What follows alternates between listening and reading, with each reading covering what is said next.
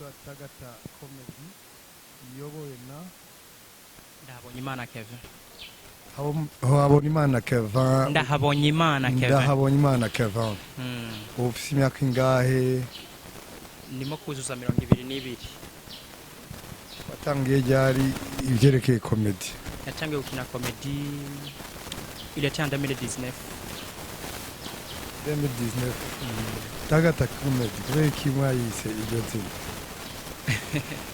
Buriya impamvu nuko buri kintu kigomba gukura kandi gikuze nayo kitabona kugwingira, ariko twebwe dushaka ko ari ikintu gikura kigatagata. Iyo cyatagase naho n'ikimaze basaba ngo cyaratagase.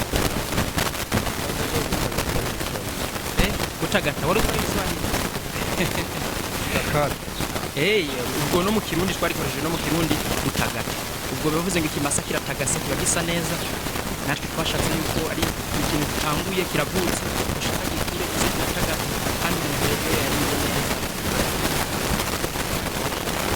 Comedy musanzwe imeze neza. None uyu mugwi ugize n'abakinnyi bangahe cyane mwakinnye? Imiganwa twakinnye kuri abantu 3, ariko ubusanzwe ni crew igizwe n'abantu 2, abandi tubakinishije na role turabishura. Kuvuga mu mwakinnye muri bangahe muri competition tugiye kubaho? Twari bati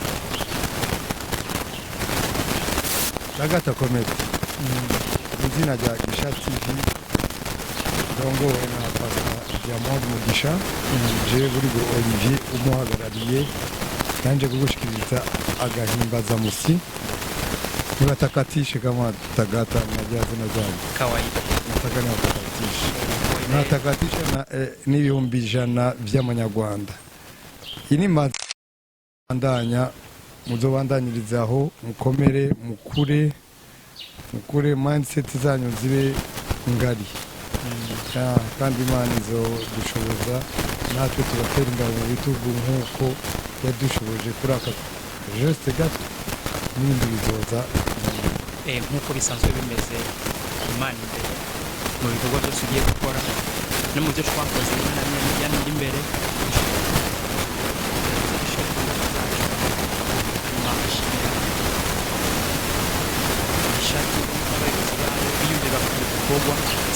Kubona bose ibikorwa cy'ubutwari harimo abenshi badafite umutima wo kubikora nk'uko uko twebwe natwe turabakizamu turakenera abasapota n'ibindi byinshi tuba dukenera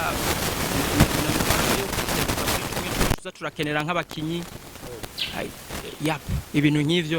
Hanyuma abantu bose bakurikiye Gisha TV nababwira ko baracara abambere, mukomeze mukurikirane ibikorwa byacu. Murakoze. Byiza cyane nanje nkaba mbamukuraja as team mubandanye mu persevere murondere ubuhanga ubumenyi ubuhinga muri komedi yanyu mu byaza umusaruro mwigira kubabanjirije kubahanga mukunda wabukunda uhe mu comedian mu bakomediyen bose babonye? Mu bakomediyen bose nabonye ndakunda umukomediyen yitwa Mr Bean. Même je pense que c'est le premier du monde, Mr Bean. Il y avait Charlotte aussi. Charlotte, tu le connais? Je le connais. Charlotte. Nazibonye cyane gose n'umujama akunda gukina nta majambo avuga. Charlotte ndamuzi, ariko le premier qui me touche dans mon cœur ni Mr Bean. Nimba rero mukunda rero uzokwigene akoresha ubwo buhanga bwe kugira ngo abyaze umusaruro na cyane. Niriye jambo ubwira umurongozi wa Gisha TV wateguye amarushanwa? Umuntu yateguye rino higanwa rya Gisha TV icambere cyo no kumushimira. Yagize ikintu kitagirwa na bose, n'umutima wo kwiyumvira ku bantu baba bari hasi, bakabona ati iki kintu kirakenewe kuri uriya mwana. Ndabita abavyeyi n'abavyeyi banje, kirakenewe kuri uriya mwana ko umwana aravuka agakura ubu ukavuga ati ndiko ndamugenera utuntu runaka kugira yige akenera amakaye akenera ikaramu nkatwe nk'ahantu turi navuga ngo bararaba ati aba bana wubaha aka kantu ko bafasha muri ubu buryo nk'aya mafaranga azodufasha mu bikorwa tugiye gukora na cyane cyane ko haba harimo n'abanyeshure uri umunyeshuri nta kazi ubufise wiga utanga amafaranga ahubwo ntiwiga uronka ahubwo wiga utanga navuga nk'aya azodufasha mu bikorwa shooting kuco kunwa kuco kujya mwagiye gushutinga uko utuntu nk'utwo hanyuma nkongera nkanamutera n'akandi kamu kuko yo kwamazirikana abana biwe na cyane cyane ko tubikunda cyane kose kuza ku mutima ibyo akora n'ibintu cyane kose kandi ko nyene gushima ko mwabuye biragoye gushima ko biragoye ariko azumve ko ari ibintu biva ku mutima bitakumusha samura kose